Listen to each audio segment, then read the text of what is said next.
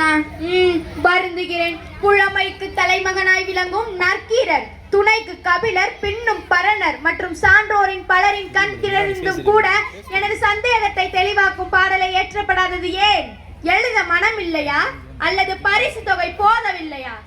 மறைமுகம் பேச்சு மன்னருக்கு தேவையில்லை. என்னிடம் நேரடியாகவே கேட்டிருக்கலாம்.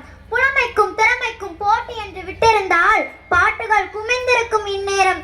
ஆனால் பரிசுக்கு பாட்டு எழுத வேண்டும் என்பதுதானே கட்டளை. அதை அடைய விருப்பமில்லாதவர்கள் ஈடுபடாமல் இருக்கலாம் அல்லவா? வேந்தேன், பொன்னுக்கும் பொருளுக்கும் புலமையை விற்கும் அளவிற்கு என் எண்ணும் எழுத்தும் இன்னும் விளைக்கவில்லை. வெகுமதிக்கு முதலிடமில்லை என்றால் விட்டு விடுங்கள். வேந்தனின் சந்தேகத்தை தீர்க்க வழி சொல்லுங்கள். சிரமத்தோடு பிறந்தது சந்தேகம், அவை என்று தீரப் போகிறது?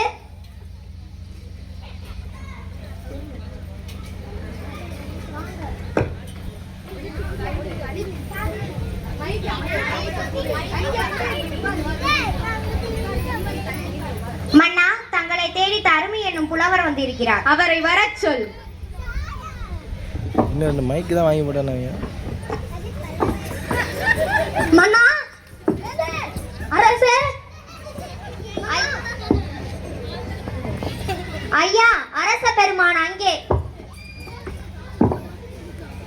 பார்வேந்தே, என்னை பார்வேந்தே, பாட்டுடன் வந்திருக்கும் தருமியன் வணக்கம். வருக புலவரே, வருக. பரிசு இன்னும் யாருக்கும் கொடுத்து விடலையே. இல்லை இல்லை, எங்கே உன் பாட்டை கூறு. படித்து விடுகிறேன் மன்னா.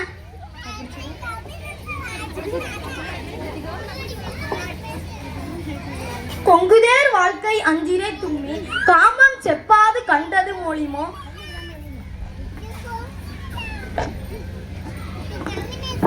பயிலியது கெளிய நட்பின் மயிலியல் செறியிற்ற அறிவை கூந்தலில் நறியவும் உழவோ நீ அறியும் பூவே. அவ்வளவுதான்.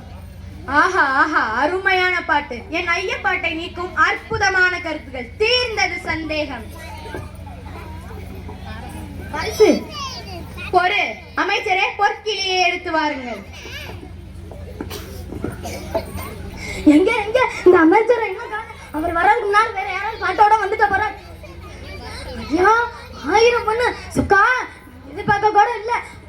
முதல்ல இந்த பால்காரங்க தீர்த்து போடுவாங்க. வந்துட்டார் வந்துட்டார், வருகிறார். தமிழ் சங்கத்தில் தீர்த்து வைக்காத பிரச்சனை தனி ஒரு புலவராக வந்து தீர்த்து வைத்த தருமியே, இவர் வாழ்க. இதோ 1000 பொற்காசுகள். போடு. மன்னா, சற்று பொறுங்கள். புலவரை, இப்படி வருகிறீரா? பரிசு வாங்கி கொண்டு வருகிறேன். அதில் தான் பிரச்சனை இருக்கிறது. இப்படி வாருங்கள். வந்தேன். என்னையா பிரச்சனை? இப்பாட்டை இயற்றியது நீர்தானே? சரிதான். இங்க அரசருக்கு மட்டும்தான் சந்தேகம் நினைத்தேன். ஆனா இங்க உள்ள அனைவருக்கும் அப்படிதானோ? தயவு செய்து நான் கேட்ட கேள்விக்கு பதில் கூறும். தயவு செய்து உங்கள் கேள்விதான் என்ன, அதை சொல்லு. இப்பாட்டு உம்முடையதுதானே? பின்னால் மண்டபத்துல வேற யாராவது எழுதி கொடுத்து வாங்கிட்டு வந்திருக்கேன். என்னுடையதான் ஐயா. அப்படியானால் அதற்கு விளக்கம் கூறி பிறகு நீர் பரிசை பெற்று செல்லலாமே. ஓங்கப்பா, அரசருக்கே சந்தேகம் தீர்ந்து விட்டது. இடையில் நீர் என்ன? உமது பாட்டில் பிழை இருக்கிறது. இருந்தால் என்ன?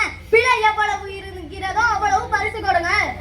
தருமியே, சரியான பாட்டிற்கு எமது மன்னவர் பரிசளிக்கிறார் என்றால் அதை கண்டு சந்தோஷப்படும் முதல் மனிதன் நான் தான்.